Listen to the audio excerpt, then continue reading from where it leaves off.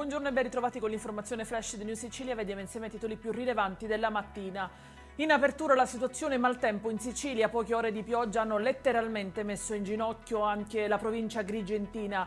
Strade come fiumi hanno causato non pochi disagi. Attualmente sono in corso le ricerche di una donna trascinata dall'acqua mentre tentava di uscire dall'auto. Sulla A20 i carabinieri si sono ribaltati causando il ferimento di 3 militari.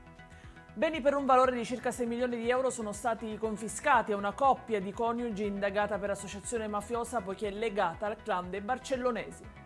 E ci spostiamo a Palermo, dove i finanzieri del comando provinciale hanno invece sequestrato un'estesa piantagione composta da 1600 piante di marijuana situata a Partinico. Tra il materiale posto sotto sequestro anche circa 70 kg di cannabis già pronti per essere immessi sul mercato. Il valore della droga ammontava a 3 milioni di euro.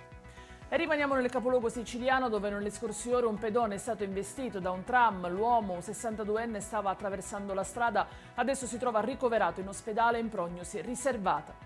In chiusura una tragedia che ha colpito Mascali, dove una donna di 57 anni, Piera Monforte, è morta a seguito di una caduta dal balcone di casa mentre puliva dei vetri. Nonostante la corsa all'ospedale Cannizzaro di Catania, la vittima non ce l'ha fatta.